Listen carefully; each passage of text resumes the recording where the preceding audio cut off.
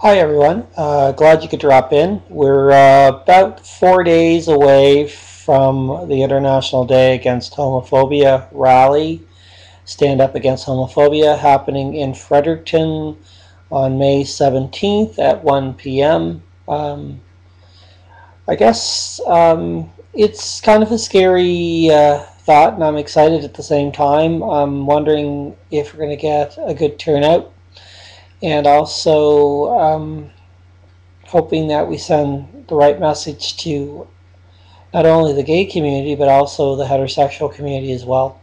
I'm really looking forward to seeing everyone on May 17th in Fredericton. And some people, I mean, we've gotten some really negative comments on the event wall. And some of the questions have been, well, why are you doing this? We have everything. Well, if that were the case, I would not be standing on the lawn of the New Brunswick legislature saying that we have a ways to go. And believe me, we do have a ways to go, because I spoke to the executive director of PFLAG Canada yesterday, Sherry McLeod, had a wonderful discussion with her. And I just said to her, like, people seem to think that being gay isn't a problem in society anymore. And she said to me, Mike, we still have people that call the helpline with questions. We also have teens that are calling that are suicidal because of the perception that society has in reference to being gay. So I think that we still have a lot of work to do, and I'm hoping that that work will start, if it hasn't already started.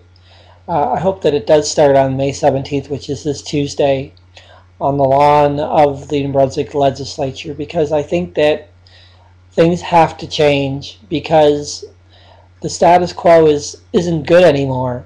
We still have teens that are committing suicide, not just here in Canada or the United States, but also right here in New Brunswick. So I think that we really have a lot of work to do, and I'm hoping that as many people as possible will seriously think about coming out on Tuesday, May the 17th at 1 p.m., because it is important.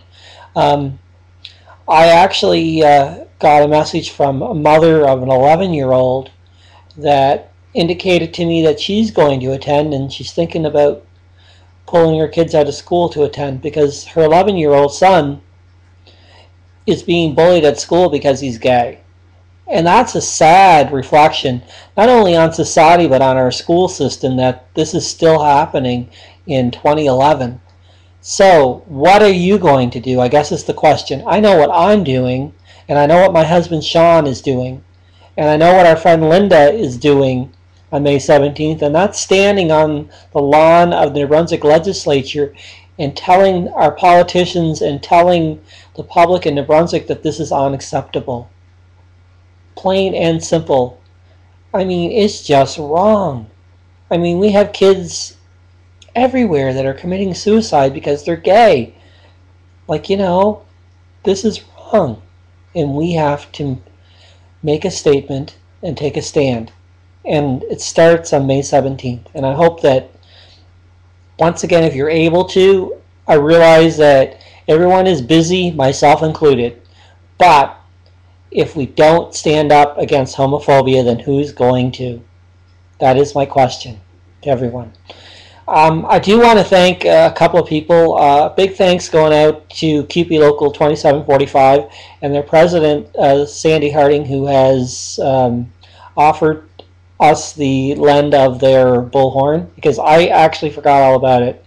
So I want to thank Sandy Harding and the folks from Local 2745 for offering the use of their bullhorn for our rally. I also want to thank the Public Service Alliance of Canada. Their members actually contacted me looking for posters, and hopefully they will be participating in large numbers on Tuesday.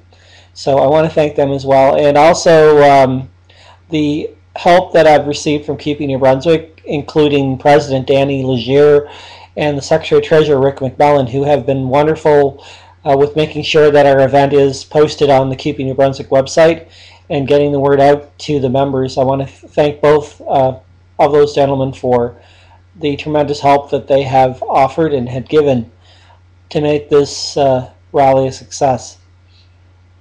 The most important person that will make this work is you, and your willingness to take an hour out of your schedule, or I realize that some people will have a drive, but at least an hour or two out of your schedule on Tuesday, May the 17th, to send a strong message to our youth that it's okay to be gay, because it is, like plain and simple.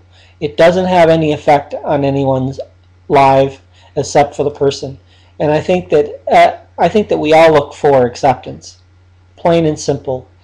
Like, no matter what we say. And I mean, it's particularly hard when you're young and you're afraid of what your parents are going to say, or what your teachers are going to say, or what your classmates are going to say. If your friends are still going to be your friends if they find out.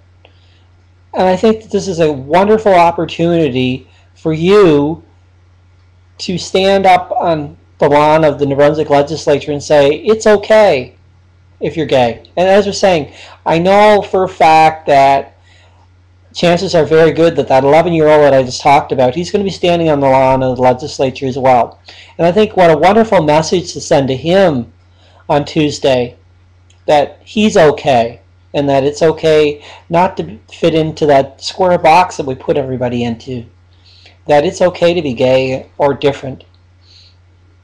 I'm really hoping, I know that, like I said, everyone's really busy, and I get that, but I'm really hoping that as many people as possible will get out on May 17th and stand on the line. We're not looking for you to do anything extreme. Just stand there in solidarity with the LGBTI community and their allies and say it's okay. And I think that's the most important thing we can do on May 17th, is stand in solidarity and let these kids know that it's okay to be the way that they are, that there's nothing wrong with that. So, in closing, like I said, the date is May 17th, which is this Tuesday, in front of the lawn of the New Brunswick legislature, and I think it's on King Street, but I mean, if you Google New Brunswick legislature, I'm sure the address is there. Parking is at a premium, so you may have to park a ways from the legislature, but I mean, it's worth it. Like I said, like, there's going to be more than myself there. There's going to be more than my husband Sean, and there's going to be more than that 11-year-old. There's going to be other kids watching to see what's going on. There's going to be parents of kids that are gay watching to see what's going on, and most importantly, there's going to be politicians about 50 feet from us watching to see what's going on. And I think it's very important with the conditions that we currently have, where we have a leader in British Columbia of the Conservative Party that's saying that being gay is a choice that people can change. And I mean, all you have to do is check out the many medical and psychological books that are out there to realize that this isn't a choice. But what all it really accomplishes is to create hate. The only thing it accomplishes is it causes more young people that happen to be gay or lesbian or bisexual or transgender to commit suicide. And at the end of the day, this leader is not going to be impacted one iota. But the only thing he's doing is making it harder for people that happen to be gay, lesbian, transgender, or bisexual. It makes their lives harder, which is sad. And although our current government, which it happens to be conservative as well, hasn't really said anything about the gay issues, I was a little disappointed at around Christmas time when the minister responsible for the Human Rights Commission, in reference to the International Human Rights Day, included every other group except for the gay community in her message. I actually did write her and bring it to her attention, and she has apologized and said it won't happen again. But I mean, I found it a little bit disheartening that it happened in the first place, because gay people just didn't appear yesterday. We've been here for a while, just as people of color, just as people with handicaps or with mobility impairments, just like the Aboriginal community, who has been here forever. But the only group she neglected to mention was the gay community, and that's sad.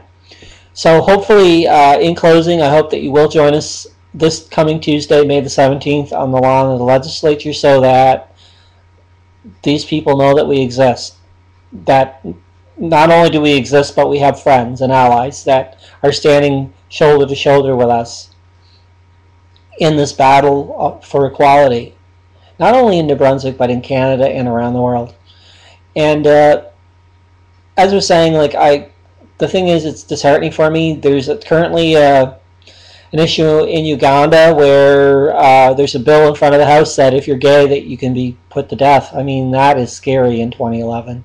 It's scary that kids that in elementary school that happen to figure out that they're gay are being harassed and beaten and bruised because they are.